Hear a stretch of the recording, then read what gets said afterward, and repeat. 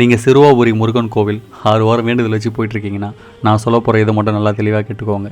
ஆமாங்க, இப்போ நான் சொல்ல போகிற விஷயம் உங்களில் எத்தனை பேருக்கு நடந்திருக்குன்னு எனக்கு தெரியாது, ஆனால் இது கண்டிப்பாக நடக்கும்.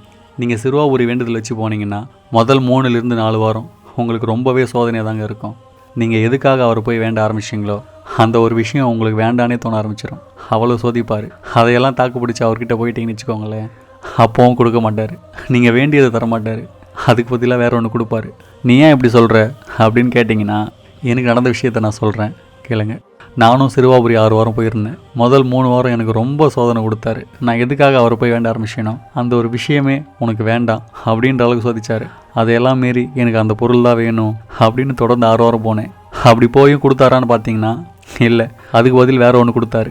நான் கேட்டது இது இல்லையடா, நீ என்ன கொடுத்துருக்க அப்படின்னு நான் பலமுறை அவர் கேட்டிருக்கேன். அப்போல்லாம் எனக்கு அதுக்கான பதில் தெரியாது. ஆனால் இப்போ தான் எனக்கு புரிய ஆரம்பிச்சது. நான் கேட்ட விஷயத்த எனக்கு அப்பயே கொடுத்துருந்தாருன்னா அந்த பொருள் என்னை விட்டு எப்பயோ போயிருக்கும். அதுக்கு பதில் வேறு ஒன்று கொடுத்து முதல்ல நீ இதை முடி, அப்போதான் அது உனக்கு கிடைக்கும் அப்படின்னு சொல்லி புரிய வச்சுருக்காரு. அதே தாங்க நான் உங்களுக்கும் சொல்கிறேன். அவர் ஒன்று கொடுத்தா அதை ஏற்றுக்கோங்க, முதல்ல அதை முடிச்சிருங்க. உங்களுக்கு தேவையானது உங்களை வந்து சேரும். சிறுவாபுரி போகிறவங்களுக்கும் முருகன் அதிகமாக பிடிக்கும்னு சொல்கிறவங்களுக்கும் இந்த வீடியோவை ஷேர் பண்ணிவிடுங்க. Thank you so much. பாய்.